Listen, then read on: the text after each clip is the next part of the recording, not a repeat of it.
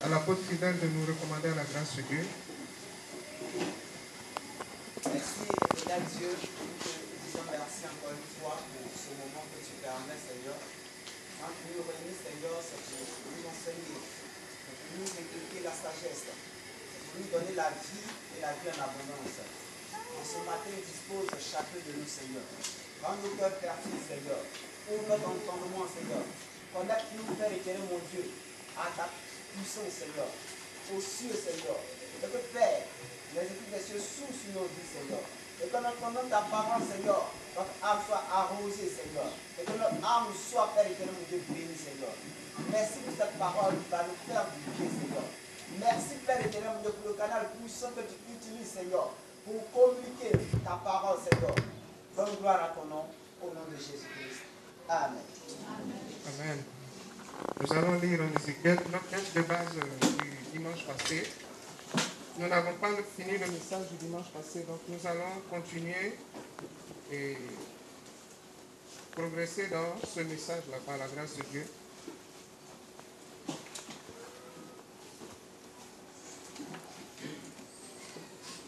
J'ai lu Ézéchiel 47 du verset 1 au verset 12. Ézéchiel 47 du verset 1 au verset 12. Il me ramena vers la porte de la maison. Il s'agit du prophète Ézéchiel qui fit une expérience avec l'ange de Dieu. Et voici, de l'eau sortait sous le seuil de la maison, à l'Orient. Car la place de la maison était à l'Orient. L'eau descendait sur le côté droit de la maison au midi de l'autel. Il me conduisit par le chemin de la porte septentrionale et il me fit faire le tour par dehors jusqu'à l'extérieur de la porte orientale. Et voici, l'eau coulait du côté droit. Lorsque l'homme s'avança vers l'Orient, il avait dans la main un cordeau et il mesura 1000 coudées. Il me fit traverser l'eau et j'avais de l'eau jusqu'aux chevilles. Il mesura encore 1000 coudées et me fit traverser l'eau et j'avais de l'eau jusqu'aux genoux. Il mesura encore 1000 coudées et me fit traverser l'eau et j'avais de l'eau jusqu'aux reins. Il mesura encore 1000 coudées, c'était un torrent que je ne pouvais traverser car l'eau était si profonde qu'il fallait y nager. C'était un torrent qu'on ne pouvait traverser. Il me dit, as-tu vu, fils de l'homme? Et il me ramena au bord du torrent. Le verset 7. Quand il m'eut ramené, voici, il y avait sur le bord du torrent beaucoup d'arbres de chaque côté. Il me dit, cette eau coulera vers le district oriental, descendra dans la plaine et entrera dans la mer. Lorsqu'elle se sera jetée dans la mer, les eaux de la mer deviendront saines. Tout être vivant qui se meut vivra partout où le torrent coulera. Il y aura une grande quantité de poissons, car là où cette eau arrivera, les eaux deviendront saines et tout vivra partout où parviendra le torrent. Verset 10. Des pêcheurs se tiendront sur les bords. Depuis Engedi jusqu'à Eglaïm, on étendra les filets. Il y aura des poissons de diverses espèces, comme les poissons de la grande mer, et ils seront très nombreux. Ces marais et ces fosses ne seront pas assainis, ils seront abandonnés au sel. Sur le torrent, sur ses bords, de chaque côté, croîtront toutes sortes d'arbres fruitiers. Leur feuillage ne se flétrira point et leur fruit n'aura point de fin. Ils mûriront tous les mois parce que les eaux sortiront du sanctuaire. Leurs fruits serviront de nourriture et leurs feuilles de remède. Amen. Voici la parole que nous avons lue. Je rappelle que nous traitons le thème de la restauration pour le peuple de Dieu. Nous sommes en train de traiter la restauration depuis le mois de juillet.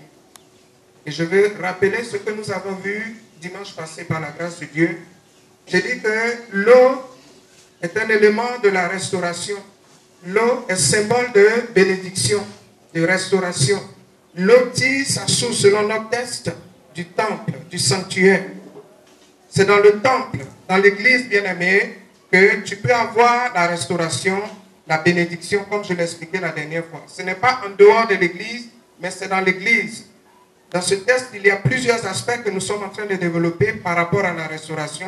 Et c'est dans l'église que se trouve ta bénédiction et non ailleurs.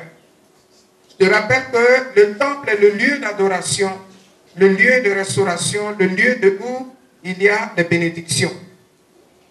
Alléluia. Le lieu où il y a les bénédictions. Bien-aimé, la Bible nous dit dans ce passage que nous venons de lire que l'eau tire sa source du temple. L'eau qui sort du sanctuaire signifie de grandes bénédictions, comme je l'ai dit.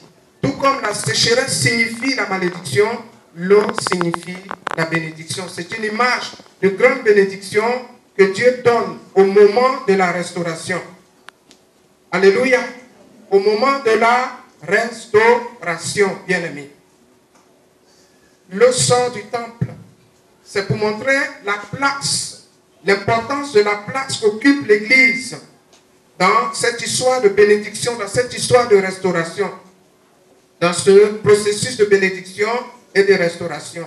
C'est le temple qui est le lieu d'adoration, le temple qui est l'endroit où nous venons pour adorer le Seigneur, que c'est de là que sort cette eau-là, qui est le symbole de notre bénédiction, qui est le symbole de notre restauration.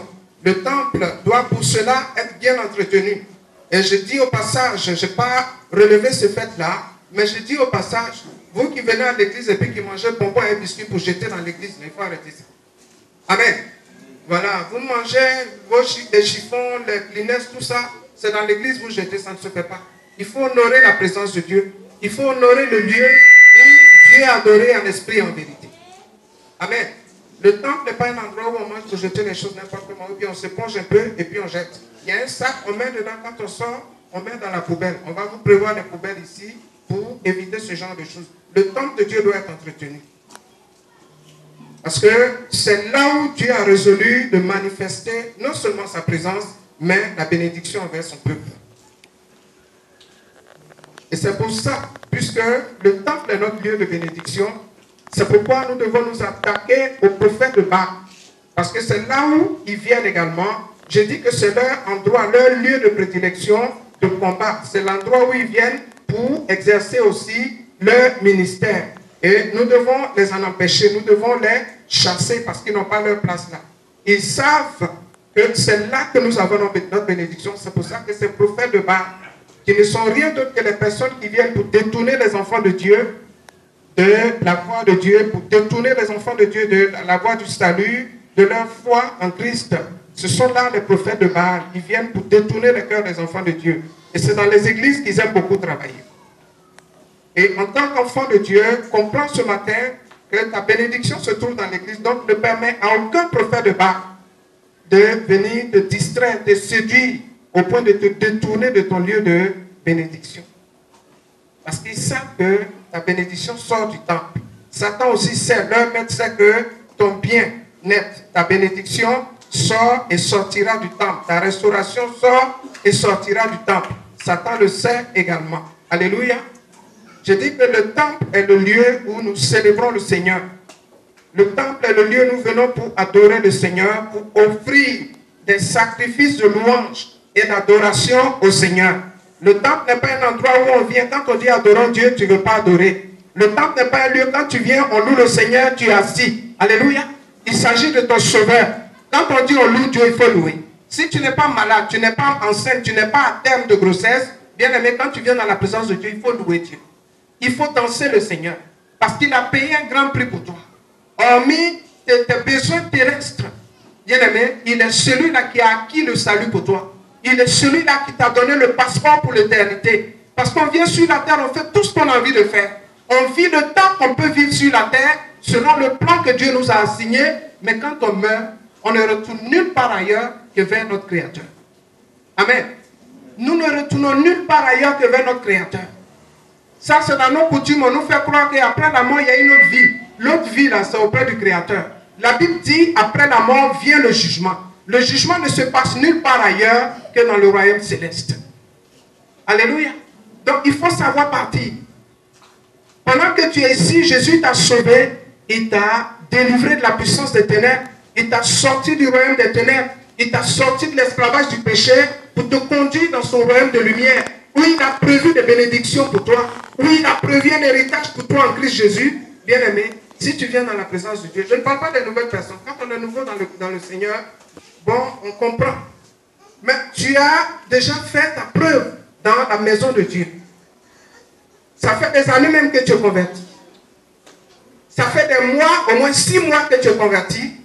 Je me dis que quelqu'un qui a au moins 6 mois de présence dans la maison de Dieu et qui vient pendant qu'on loue Dieu, il est assis, ça veut dire qu'il n'a rien compris à ce que Christ a fait pour lui. Je te le dis sincèrement. Amen. Ça veut dire que tu n'as rien compris. Parce que si tu as compris, tu ne peux pas rester assis pendant qu'on est en train de louer le roi des rois. Si tu ne le sais pas ce matin, je te rappelle, il s'appelle le roi des rois. Il s'appelle l'Éternel qui guérit. Il s'appelle l'Éternel qui pourvoit. Bien-aimé, il est celui-là qui répond à nos besoins. Peut-être que tu es tracassé par une situation qui fait que tu es amer. Ça arrive. Nous sommes tous des humains. Mais la Bible nous dit, la Bible nous donne ce ordre dans les psaumes.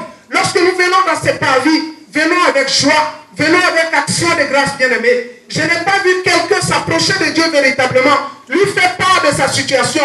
Et cette personne ne repart comme elle est venue. Ce n'est pas possible. Il ne s'agit pas de ce Jésus dont je te parle. Alléluia.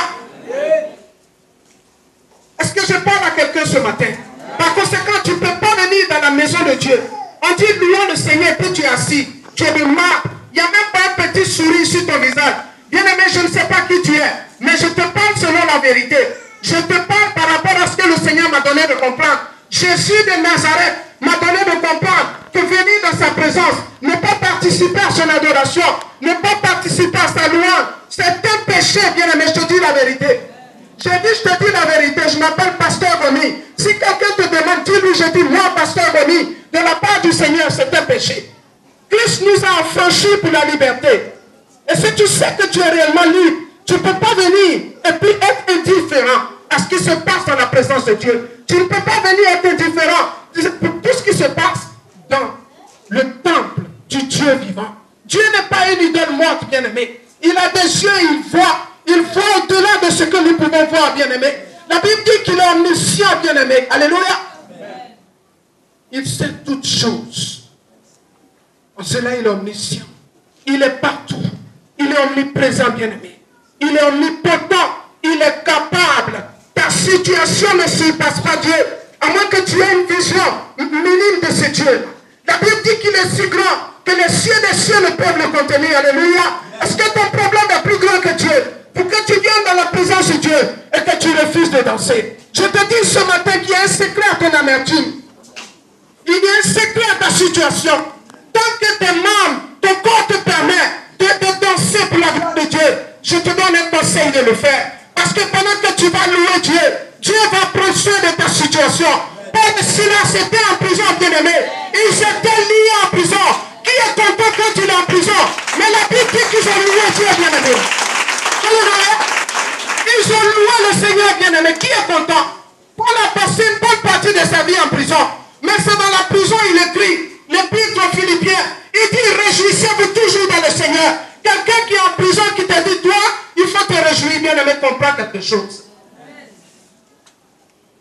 Tu peux être en prison, mais le plan de Dieu pour toi n'est pas lié. Alléluia. Oui, je dis, tu peux être en prison, mais le plan de Dieu pour toi n'est pas lié, s'il te plaît. Donc, je ne vois pas ce qui peut t'empêcher de venir dans la présence de Dieu. Et pendant qu'on dit de danser, tu es là, tu es assis, je ne sais pas à quoi tu penses, bien-aimé. Je dis bien en dehors de tous ceux qui sont malades et dont le corps ne permet pas vraiment de vibrer pour la gloire de Dieu. Si tu es en bonne santé, loue Dieu. Si tu es en bonne santé, lève-toi et adore le Seigneur. Il y a des explications à cela. Tu peux ne pas connaître les chants. Mais s'il s'agit de la louange, danse. S'il s'agit de l'adoration, écoute les cantiques qui passent. Et bénisse Dieu. Il t'a sauvé. Le service final que nous avons au ciel, bien-aimé, tout prendra fin ici. Mais ce qui va continuer, c'est la louange et l'adoration de ce Dieu. Et la Bible dit, de bénir ce Dieu-là, qui nous a rendus capables d'avoir part à la louange et la gloire de son nom. Et ça, c'est ce que nous allons faire d'éternité en éternité. Alléluia. Donc, je te rappelle pour boucler cette partie, pour te dire que le temple est le lieu où nous venons pour adorer Dieu, pour servir le Seigneur. pour servir le Seigneur.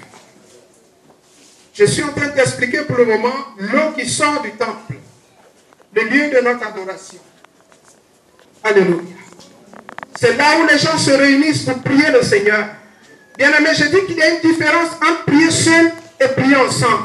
La Bible nous dit dans le psaume 133 qu'il est doux et agréable pour les frères de demeurer ensemble, car c'est là où Dieu déverse sa bénédiction en abondance. Alléluia. C'est là où Dieu déverse sa bénédiction en abondance. L'huile précieuse descend de la barbe d'Aaron. On nous a dit que c'est Moïse le leader d'Israël. Mais ici, il est question d'Aaron. La Bible nous dit l'huile précieuse descend de la barbe d'Aaron. Il n'est pas question de Moïse, mais d'Aaron. Parce que lorsque nous nous réunissons dans le temple, c'est pour le sacerdoce. Comme je l'ai dit, le service sacerdotal. Ce n'est pas pour de la politique. Et donc, dans le temple, c'est Aaron qui est le chef. C'est lui qui dirige le sacerdoce. C'est lui qui dirige le service sacerdotal. Il est le souverain sacrificateur. Il est le chef des sacrificateurs qui ont pour rôle d'enseigner la loi de Dieu au peuple de Dieu, qui ont pour rôle de recevoir le sacrifice du peuple de Dieu pour le présenter à Dieu et pour demander de la part de Dieu la purification des péchés pour le peuple de Dieu, pour te dire que c'est Aaron qui est le roi. Toutes ces explications, bien aimé, ces explications pour t'amener à comprendre que la bénédiction dont tu as besoin, ta bénédiction passe par celui qui est à la tête du temple, passe par le pasteur principal. C'est un principe divin, c'est un principe biblique. J'ai expliqué dimanche dernier pour dire que Dieu ne va pas sauter du ciel là pour descendre la bénédiction sur toi. Ça va passer par ton pasteur principal pour descendre sur toi. C'est ce que signifie ce passage. Lui descend de la tête d'Aaron, ça prend sa barbe, ça prend ses vêtements, etc., etc. Et j'ai dit que Satan sait que ta bénédiction passe par le pasteur principal. C'est pourquoi le pasteur principal est la personne la plus ciblée par Satan et ses agents pour l'empêcher de recevoir l'huile. Lorsque l'huile coule sur la tête d'Aaron, sur la barbe d'Aaron, sur le vêtement d'Aaron, sur la tête, la barbe et le vêtement de celui qui préside le sacerdoce, bien aimé, cette onction est transmise. Elle transmet, la bénédiction au peuple de Dieu. Alléluia.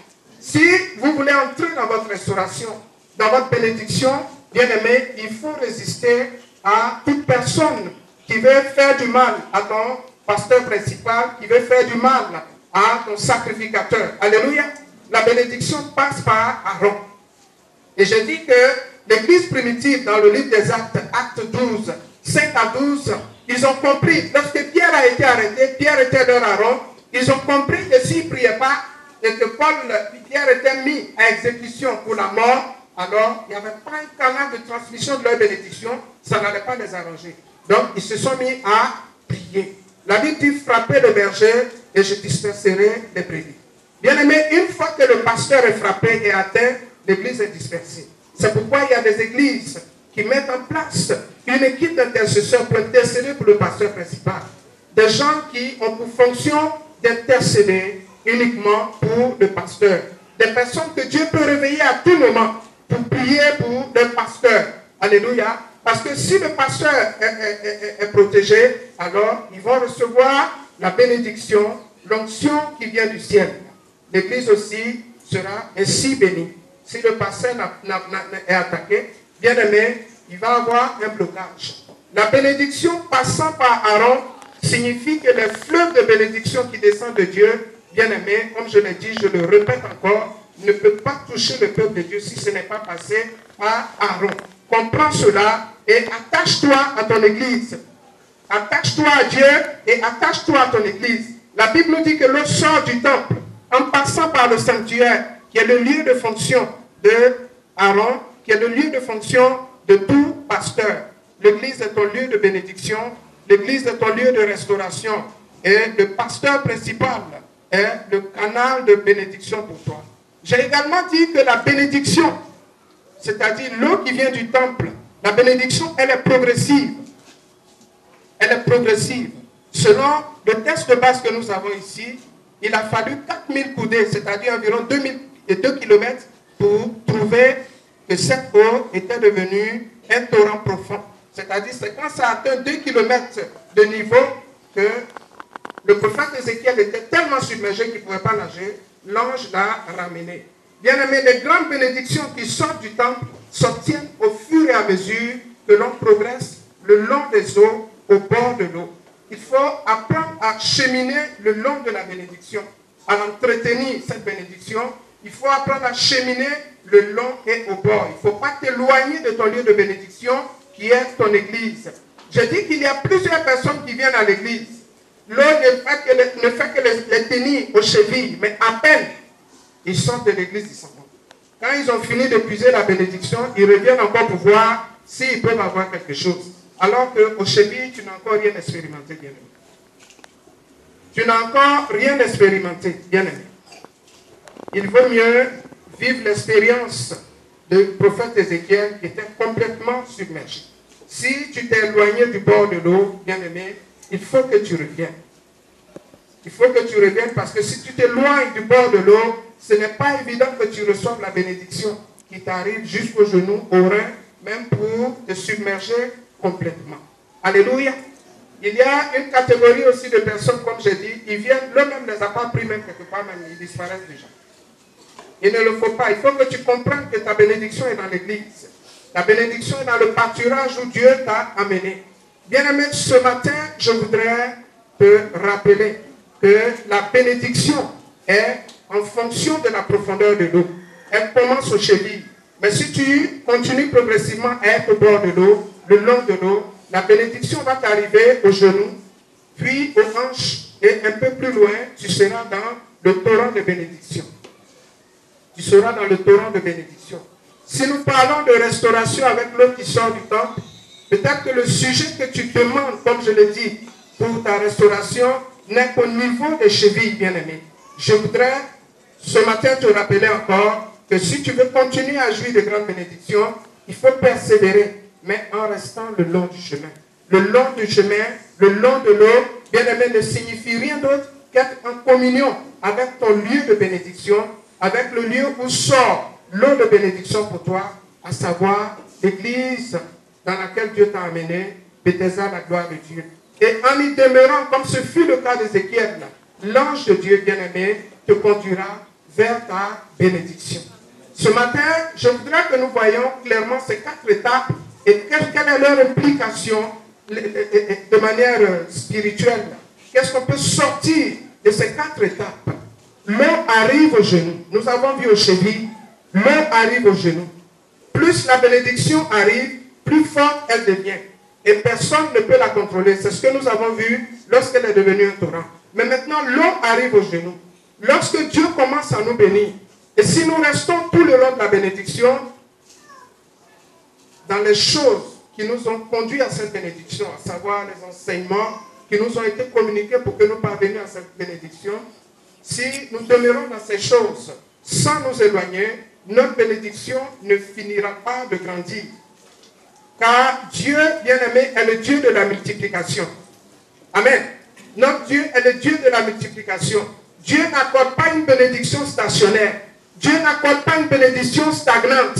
Si ta bénédiction stationnaire, ça dit ça ne bouge pas, c'est stagnant, il faut te revoir toi-même. Ça ne vient pas de Dieu. Dieu n'accorde pas une restauration qui a un début et qui s'arrête quelque part. Le plan de Dieu est que nous recevions plus et encore plus, jusqu'à ce que nous disions que nous ne comprenons pas ce qui se passe. Alléluia. La bénédiction de Dieu est telle que les gens même doivent voir que Dieu a fait quelque chose pour toi.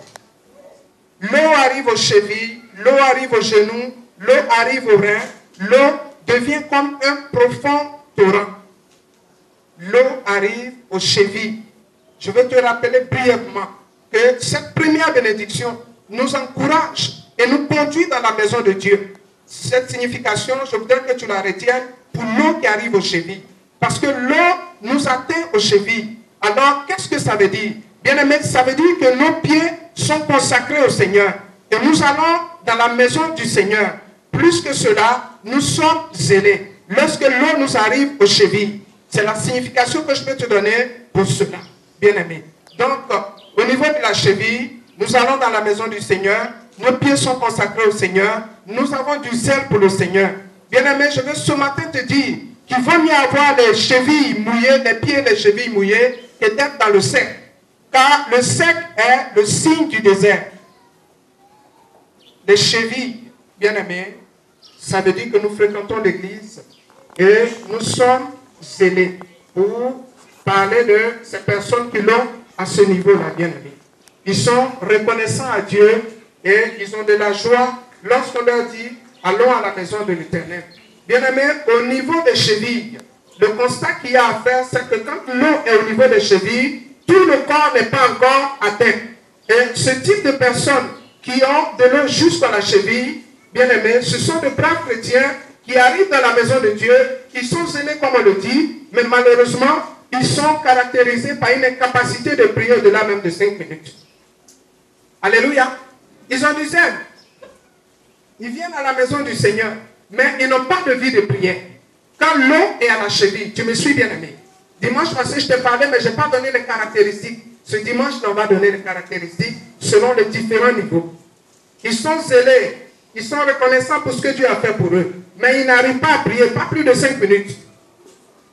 Mais je dis qu'il vaut mieux avoir les pieds mouillés que d'être dans le sec. Parce qu'être dans la maison de Dieu, c'est déjà quelque chose. La deuxième étape, l'eau arrive aux genoux. Bien aimé, les genoux symbolisent la prière. La prière est une bénédiction. En tant qu'enfant de Dieu, il faut comprendre qu'il y a beaucoup de choses que vous ne pouvez recevoir que par la prière. Il y a des bénédictions que vous ne pouvez recevoir que par la prière. Il y a des combats que vous ne pouvez vaincre que par la prière. Plus on prie, et bien aimé, mieux ça vaut. Alléluia. Je dis plus on prie, et mieux ça vaut. Nous voyons donc l'eau qui est au genou. Quand l'eau arrive au genou, on entre dans les secrets de la prière. On devient assidu et résistant à la prière. C'est-à-dire à ce niveau, il n'y a pas de problème. Parce qu'il y a différentes catégories de chrétiens. Il y en a qui n'aiment pas prier.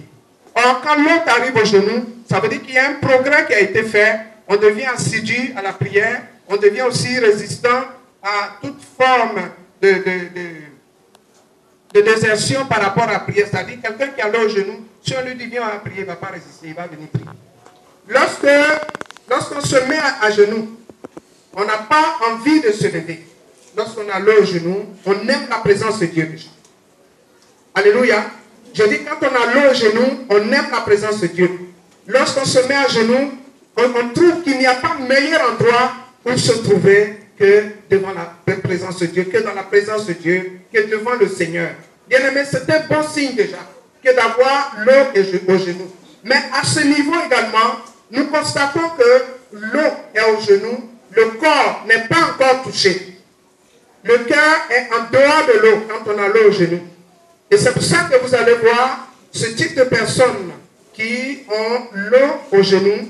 Bien aimé, c'est des gens qui aiment la prière, mais en fait, on peut découvrir en eux certaines méchancetés entre guillemets, car leur cœur n'est pas encore touché par l'eau. Si l'eau arrive au genou et que nous ne progressons pas le long du torrent, bien aimé, nous ne pouvons pas expérimenter des choses profondes. Nous ne pouvons pas expérimenter des choses profondes. C'est vrai que l'eau nous arrive au genou, on est des hommes et des femmes de prière, si c'est ton cas, bien aimé, mais là encore, tu restes charnel, parce que ton cœur n'est pas encore touché par la grâce de Dieu. Et il ne faut pas t'arrêter à cette étape.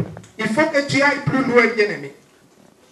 Et que tu suives l'homme qui te dirige, l'ange de Dieu qui te dirige, comme ça a été le cas du prophète Ézéchiel.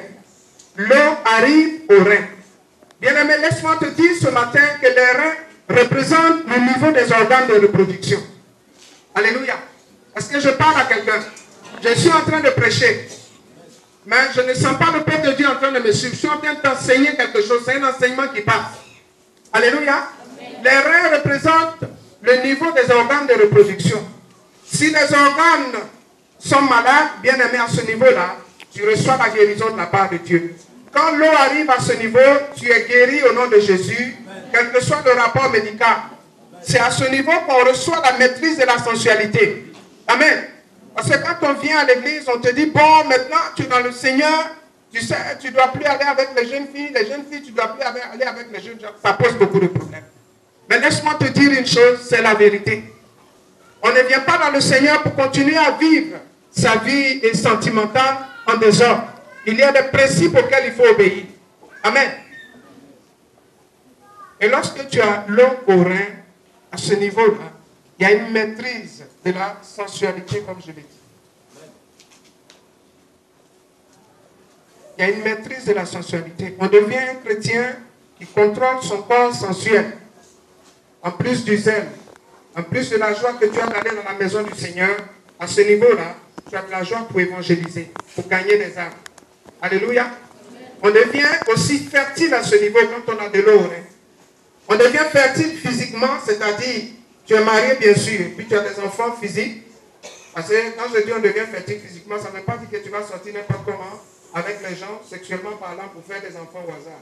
Dans le Seigneur, on est rangé, on est discipliné. Amen. Donc, à ce niveau-là, j'estime que tu dois, si tu as les capacités matérielles et financières, de pouvoir vraiment ranger ta vie. Et là, à ce niveau, tu peux avoir des enfants physiques. Spirituellement parlant dans le Seigneur, tu peux aussi avoir des enfants spirituels. J'ai dit tout à l'heure que notre Dieu est le Dieu de la multiplication. Lorsque nous devenons enfants de Dieu, à un moment donné de notre marche avec le Seigneur, nous acquérons une maturité spirituelle. Nous croissons dans le Seigneur.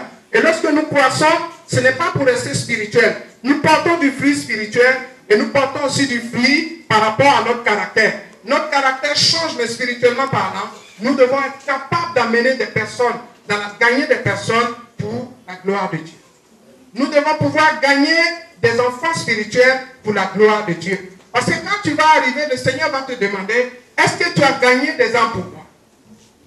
Jésus a dit qu'il nous a appelés, il nous a établis pour que nous portions du fruit et que ce fruit demeure. Bien-aimé, j'entends que tu comprennes que c'est un fruit à deux niveaux. Nous devons porter du fruit au point de vue caractère. Et le fruit qui nous ressemble, c'est Galates 5, le verset 22. Et à côté de cela, nous devons porter du fruit spirituellement.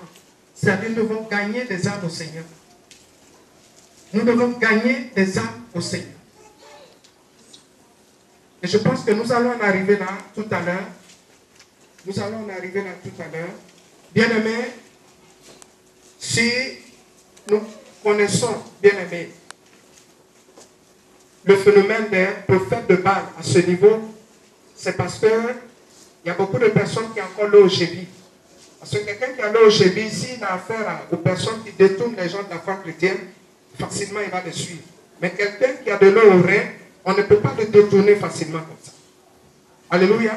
On ne peut pas le détourner parce qu'il a l'eau au rein. L'eau atteint les reins, il est affermi quelque part. Lorsque l'eau arrive aux hanches, on devient fertile, comme je l'ai dit, on est stabilisé. On est stabilisé pour produire, on produit du fruit. Quand quelque chose est fertile, ça donne des fruits qu'on voit. Bien-aimé, je voudrais te demander, en tant qu'enfant de Dieu, ça fait peut-être des années que tu es converti. Combien d'âmes tu as amenées au Seigneur en tant que chrétien? Combien d'âmes tu as suivies dans la maison de Dieu pour les faire asseoir dans la foi en Christ Jésus? Combien d'âmes tu as bénies par rapport à ton témoignage? Je n'ai pas le courage de te demander combien d'âmes ont quitté l'église à cause de toi. Alléluia. Mais combien d'âmes tu as gagné au Seigneur? Ce sont des choses que le Seigneur va nous demander. Il y a un tribunal pour les chrétiens. Je n'ai pas dit qu'ils s'en vont être jugés pour être jetés en enfer. Ils ne sont pas jetés en enfer. Les chrétiens qui marchent d'une manière digne de Dieu, ils sont sauvés déjà. Mais ils doivent porter du fruit. Et il y a une récompense qui attend ceux qui servent véritablement le Seigneur. Et donc, gagner des âmes pour le Seigneur. Et gagner des âmes pour le Seigneur, c'est l'évangélisation. C'est l'une des ordonnances principales de l'Église. Jésus, avant de partir, a dit à Matthieu 28,